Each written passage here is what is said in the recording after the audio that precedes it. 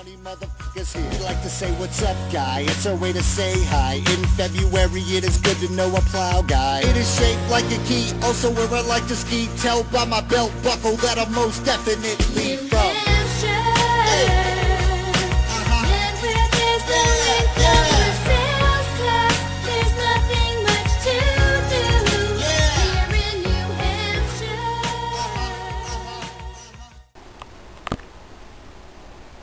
What's up, my diggers? So I went out with my mom to one of her permissions, about a half an hour from here, and it's a nice little horse farm.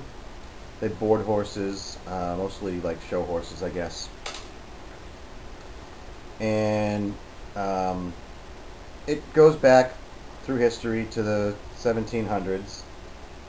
She's owned the place for like 15 years, and she's done a lot of work to it, but she hasn't really done much with the ground as far as she keeps it mowed or whatever, but she hasn't excavated or filled anything or anything like that. So it's, as far as she knows, she doesn't believe anybody's ever detected there.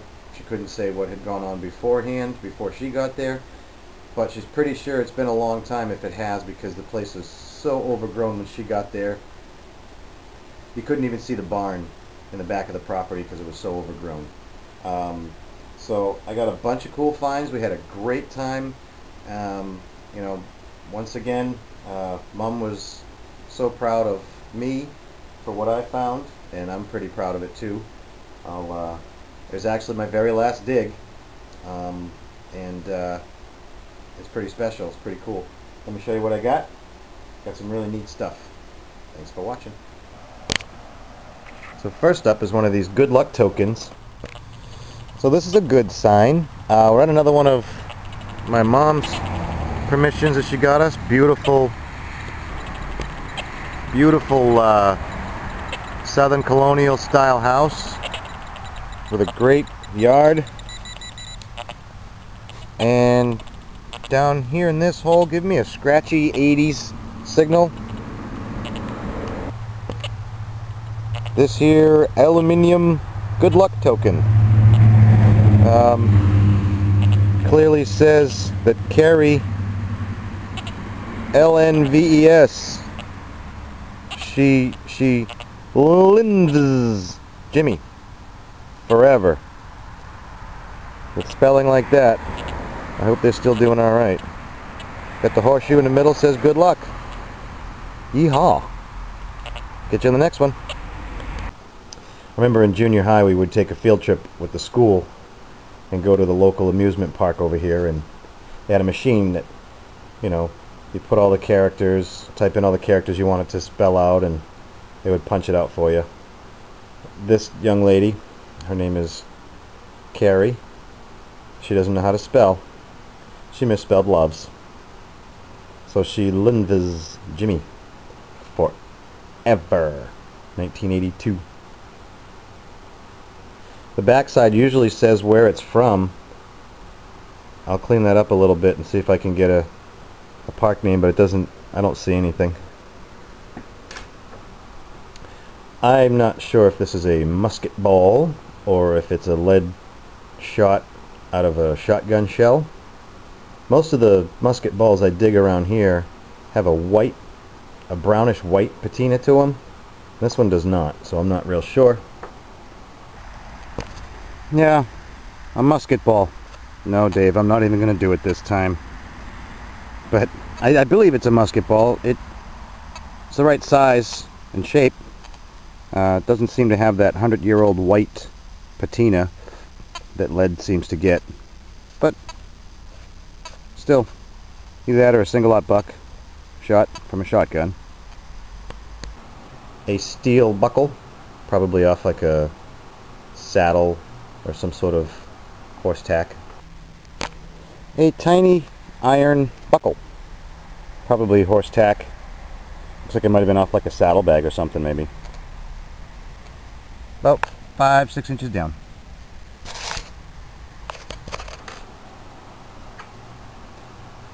A swell looking dandy button, no post, nice little sunburst design.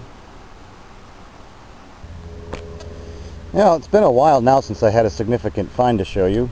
Got a couple of tacks that had the square shanks on them. I guess those would be like little tacks on a saddle, fancy stuff or whatever. This gave me a 71. It's very, very thin. Nice decorative design on it. Of course, I hit it with my digger. I got an identical signal right next to it here.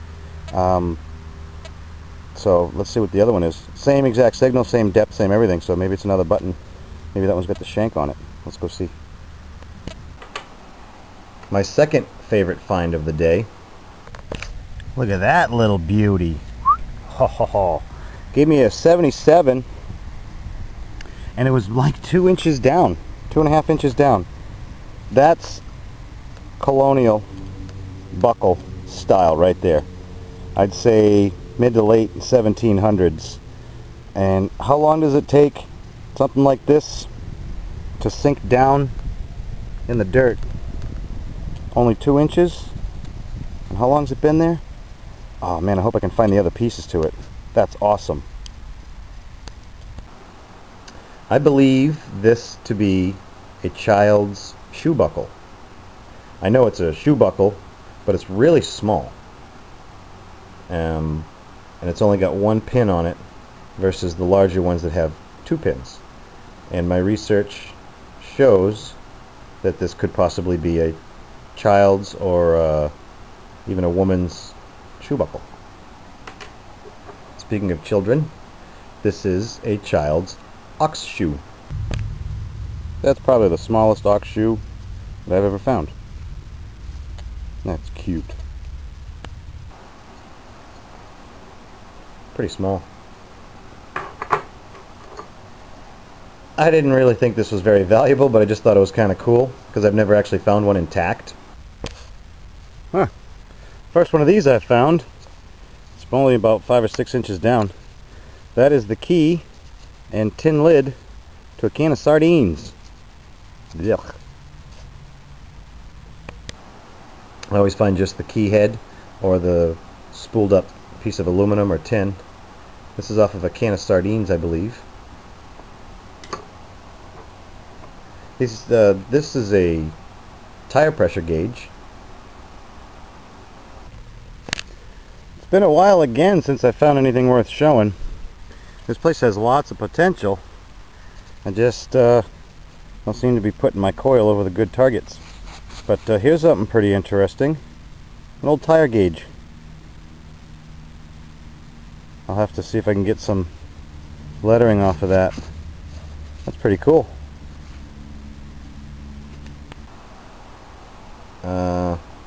Hold on, I'm going to see if I can get some wording off of it. So, as I suspected, it's a Schrader part. It says manufactured by A. Schrader and Son Incorporated, Brooklyn, New York, USA. And then a lot of Schrader's parts came with a date stamp or a serial number that correlated to a date. And this one, it says 303319. And any two of those numbers could be the date that this is manufactured. Could be from 1930, could be from 1933, could be from 1919. Schrader was a popular manufacturer of air stems and all your inflatable tire needs in the, the teens, 20s, 30s, 40s. So that was cool. I found this. Now here's some clear evidence that Abraham Lincoln was beheaded. Right around the eyeballs through to the back of the skull.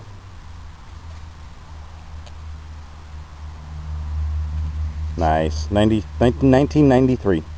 Now, it's kind of special because it's a clean cut. It's just a zinc penny, but I dug it this way, and it rang up as a 75, so I can only assume that that's 75% of a penny. Pretty impressive machine. Ha ha ha. This nut is also a Schrader part. So this is pretty cool. I don't know if you can read the lettering. I'll show you better if you can't. But starting where my thumb is, right here, it says Schrader Universal Valve, Brooklyn, New York, USA. That's the nut that sits on the rim of the tire, and from the back side of the rim coming through this way is the Schrader valve. There's a rubber gasket right here to seal it up so it stays, you know, airtight. And then once the tire's put on, you fill the air through the Schrader valve and you check it with the air gauge, the air pressure gauge that I found over there. So that's pretty cool. I know these were popular on Model A's and that type of stuff. So we're talking 1920s, 1940s, 50s. That's about 6 inches down. If you imagine the old steel rims, the Schrader valve would come up through the hole from the inside to the outside. This would slide over the valve, securing it in place. Has a rubber gasket on there as well. No date on this, it's just a shelf part. That's a really nice looking spoon. That's a funny looking spoon. I love digging spoons. Give you nice penny signals and you think you're digging up a whole roll of pennies because it's such a long signal. Kind of decorative, maybe silver plated at one time. I don't know why, but I look at this and think that it should be pronounced spoon. It's a little bent up. And the find of the day. Holy crap. I don't even know what this is. I know it's old and it's a coin. It rang up as a 74. Holy moly, moly, moly, moly, moly. Let me get it cleaned up some more and I'll get right back to you. Hold on, please hold. Thank you for holding. I do not frickin' believe this. Holy crap. This is King George IV. I can't tell what type of coin, what the denomination is. Oh, I got a date though, people. Got a date. You ready? 1749.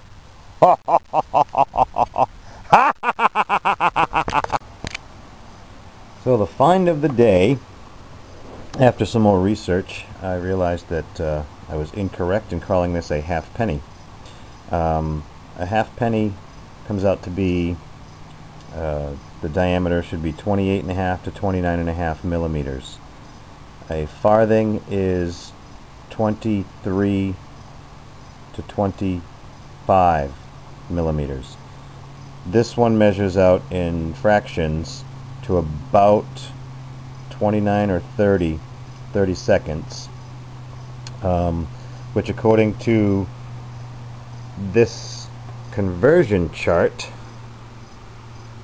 where'd it go, 15/16 is 23.8125 millimeters, which makes this a farthing. Now, face value, I know you Europeaners and British lads over there already know this, but some of us Americans are kind of dumb on this stuff because if you think that fractions are crazy, try doing the old math for their old coins. If it's a farthing, it's worth 1/4 of a penny. There's 4 farthings in a penny, 12 pennies in a crown, 20 crowns in a pound. So if you want to call a pound a dollar, this is worth very little in face value. I can't do the math. So yeah, by dimensions, it's a farthing. There's no denomination stamped on it or whatever. He's got a big gouge in the back of his head. Made his head look kind of funny shaped. That's why I couldn't tell what it was at first. But it appears to be a farthing. If anybody knows any different, any way to tell, let me know. But that's what I think. 1749. British farthing. King George II. Ye frickin' ha. But there's a cool story behind this coin, and there you can read clearly Britannia. You can see her sitting on the rock with the staff. And there it is, 1749. My oldest coin. But the story, hold on. The story of this coin is in 1749, there was a ship that sailed out of England called the Mermaid, and it landed in Massachusetts with casks, which is big wooden barrels, filled with 1749 halfpennies and 1749 farthings. This was an effort to help compensate the colonial armies in their assistance with the French and Indian War and the defeat thereof. So this was sort of their payment. Not all 1749 halfpennies came over on that ship in those casks, but a lot of them did. I mean, we're talking, otherwise it's just what people brought over. This was an actual shipment, a payment shipment of coins for the American settlers for that purpose. So that's really cool. So I did get some fun little bits that I didn't record, just because this little, I think it's iron of mixed sorts, whatever. It came in real low. It's a little button. That is a teeny tiny button. I believe that is an underwear button. Not only is it an underwear button, but it's from one of those one-piece underwears they wore back in the olden days. Yeah, and it was a girl wearing it. And she was very, very, very pretty. And right about here on this piece of land, something naughty happened. She lost a button. And I found it. Whoops. Damn it, that was a piece of a pen. This item is pretty cool. I'm not really sure what it is. Seems to have some gold gilding on the stripes there with some black. It almost looks like a bullet shell, but there's no primer. I don't know why you would paint a bullet shell, but it's probably more likely a piece of a pen. Some zincs, clad dime, this little doodad, I'm not sure what it is. Seem to have a rod or a cable connected there. And 3 tarp grommets. I've never noticed this. I just cleaned one of these up, and it's got a patent date on it. It doesn't really say a company name so much.